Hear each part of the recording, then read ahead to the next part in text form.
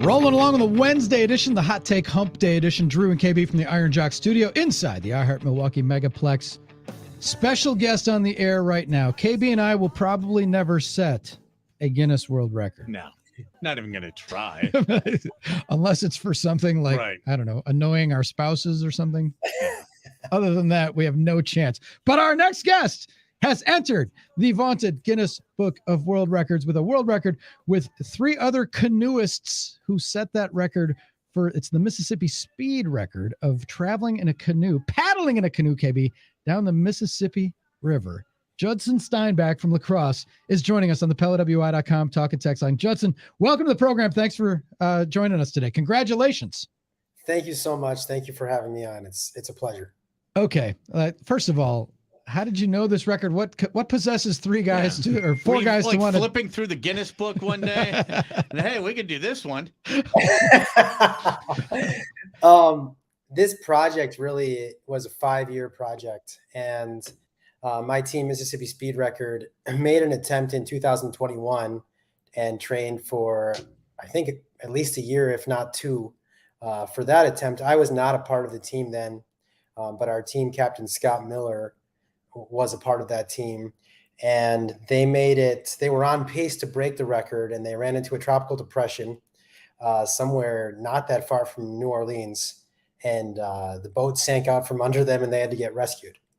And yeah, I thought you were going to say they ran out of beer. No. I think that shortly after the boat sank out for them and they had to get rescued, they had beer. But good, okay, yeah. But then almost immediately he wanted to try again and reached out to me and my teammates to see if we would be on the Mississippi Speed Record 2.0. And we trained for a year and a half together and just recently set the record.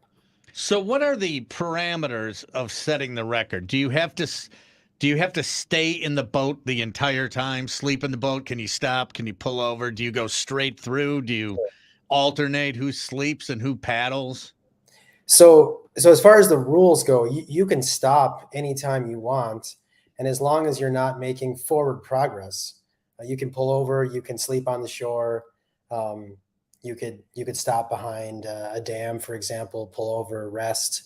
The problem is that the previous teams have set such fast records that doing that isn't really feasible if you want to set the record. And so we mostly had 3 guys paddling and 1 guy sleeping at all times. The first couple days, almost all of us were paddling. And then at the very end, all of us were paddling. And there were a couple kind of tricky or perhaps maybe a little more dangerous areas where all of us were up paddling. But for the most part, 3 guys were up and 1 guy was down. And in some cases overnight, we'd actually put 2 guys down to sleep and have 2 guys paddle as well.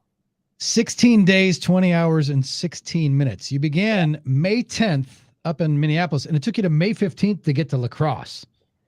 Yeah. So the river is very windy, and that upper section of the river is quite slow, technical. There's a lot of beaver dams that you have to go over. There's a lot of portages before you get to the lock and dam part of the river. So it's pretty slow going. And also, I think there's almost 700 miles of river in the state of Minnesota. There's 2 states that have the most river flowing through them, and one is Minnesota and one is Louisiana. And you hit both. We did. 16 days apart. We're talking to Judson Steinback here on the Drew and KB program.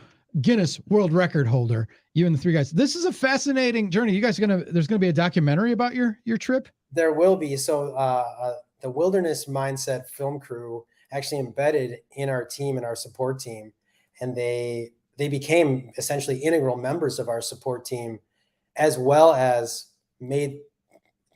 got terabytes worth of drone footage, film footage, audio footage, or whatever you call audio recordings.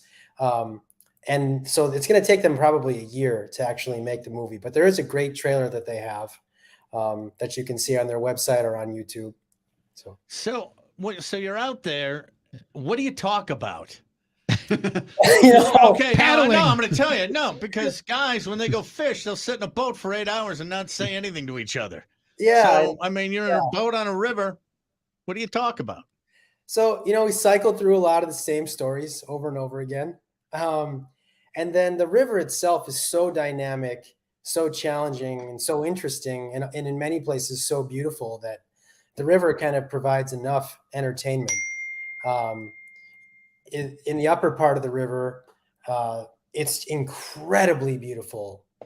And then in the lower part of the river, you'll be paddling past like a 600-foot long oil tanker, and so Oh, yeah.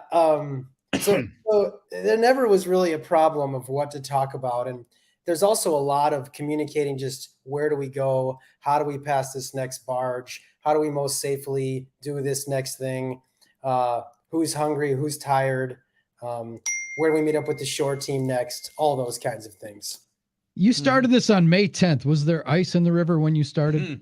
Unbelievably, we had to wait for a week for the ice on Lake Winnebagosish to come out, which is the first major lake on the river. It's huge. It's like 25 miles across. And all of us have lives outside of canoeing, families and work and whatnot. And we were pushing our window of when we could start to the absolute brink. We go to Lake Winnebagosish to scout it, and we go out and paddle and look at it. And we're literally paddling through sort of like gelatinous ice. Oh. And we have to decide, is this going to be gone within the next 30 hours by the time we get here? Or if it's not, what are we going to do? And we said, you know what? We think this is going to be gone.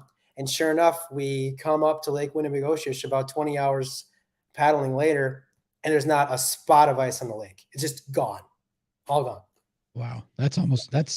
There you go. At what point did you know, Judson, that you were going to break the record? You beat it by a day. So you had some wiggle room there. Yeah. But at what point did it hit you guys like, we are going to do this? Honestly, we had a strict pact that was sort of unspoken, that we were not going to even assume that we broke the record or could break the record or would break the record until we hit mile marker 0, which is this wild structure at the very end of the Mississippi River in the Gulf of Mexico. It's like a 2-story high, like structure that has lights and signage on it. And so until we actually got there, we never assumed that we would break the record, because honestly, like, you could pass a container ship, 40 miles from the mile marker 0 that spits out a 10-foot wave, flips you over, wrecks your boat, and that's it. You just can't make any assumptions on this river. You cannot take anything for granted. Were there any other people out there trying to break the record while you were? I mean, is it like an Everest thing, and you'll see other people out trying to do it at the same time? No, there's not even necessarily a team that tries to break the record every year. The last record was broken in 2021. Actually, there were 2 teams trying Mississippi speed record and another called MM0. And then before that, the record stood, I think 2003 was when Bob Bradford and Clark Ide broke the record. Now, when you're on the river, is there any problems with like wildlife? Like if you were doing the Amazon, you'd have some troubles, you know, with gators and piranhas and things like that. Was there anything? Did you run across any, nature obstacles? So I think, the biggest nature obstacles would be like down trees that you could get caught in, rapids that were challenging. There's a pretty big rapids in the town of Sauk Rapids, Minnesota. That's quite challenging. But nothing that nature threw at us was as scary as the man-made things, like the giant barges, the locks and dams, the wing dams in the lower river. And there's other structures that are man-made structures in the river to channelize the water to make sure there's enough depth for commercial traffic. And you run over those things, it can be pretty scary and dangerous. So I think our biggest fears were really man-made things. And while we had a very healthy respect for the natural risks on the river, they didn't scare us as much as barges and wing dams and things like that. What's it like canoeing at night? You guys wearing miners' helmets? How do you light the way and see what obstacles you might be encountering? Well, we had a pretty incredible lighting system for our boat. We had normal navigation lights so that other boats could understand where we were. And then we had this really high-powered beam that I think had about 5,000 lumens, for those of you who know what that means. It's basically a giant spotlight that was foot-controlled, and that ran off of like a little lithium-ion battery that basically could run like a motorcycle. And so we were able to see pretty well. The thing that really gets you is your depth perception at night is just terrible. And so, there might be a barge like 4 miles away and you think it's 20 feet away, or vice versa. Oh, wow. And so really just like trying to teach your mind how to perceive things at night was pretty challenging. And then you're just exhausted, you're just completely fatigued. What would you guys have done? Let's say you were paddling along and all of a sudden you look towards the shore and you see a torso. Would you have stopped? Would you have stopped, or would you have kept going? No, I think without question. Or you call it in. It's like, we're going down. Yeah. Hey, cops! We just passed the body in the water, but we got it. We're on a deadline. KB clearly watched Stand By Me last night. Right. We got We're on a deadline. Yeah, I mean, no. Look, we see a body. We're gonna. Right, good. That's a good thing. Yeah. Okay. Judson, I got another question. When you're training, you said you train. Do you train as a group? Do you get in your own kayak and paddle? Do you do it yourself? Can you train alone and trust that the other 3 guys are training too, or do you have to train together because this is a team effort? So both. The answer is both. So it's paddlers on this team. Wally Wordrick, he lives in Chicago. Paul Cox lives in Atlanta. Scott Miller, our team captain, lives in Minneapolis. So the logistics of actually, training together are difficult. So mostly we just had to trust each other. But honestly, trusting each other to train is sort of the least of our concerns of trusting each other. We're literally trusting our lives to each other, paddling down the river together. Yeah. I was going to say it's dangerous and fraught, and you're going for speed. And right. What's your average, like if you had a miles an hour, how many miles a day were you averaging in the 16 days? I think we did somewhere between 130 and 150 miles a day. I think our general, that with all the stops, all the rest breaks, dams, stoppages, waiting for boats to go by, stuff like that, I think our average speed was about 6 miles per hour, somewhere in there. Okay. This is impressive. We know you got to run. Who was the dad that kept yelling at everybody to not pull over? I told you to go to the bathroom before. Did you see a Quick Trip? So we had a backup paddler on the team who was also really integral to the team. His name is Joe Mann. And although he wasn't physically, verbally telling us that, in the back of our minds, if we were like thinking we would want to stop, we would say, what would Joe Mann do? Joe Mann would not stop. And so Joe Mann. keep going. Yeah. That is classic. Judson, thanks for joining us, man. We appreciate it. Congratulations. This is quite the feat. And come back on the show when the documentary is ready. Will do. Thank you guys so much. Really appreciate it. All right. Thanks. Thanks a lot. Judson Steinback from La Crosse, part of the team that beat the record for canoeing down the Mississippi River. That is wild. They didn't see a body. They didn't see a body, which is pretty wild. And Joe Mann is the backup guy. He's the Steve Janicek.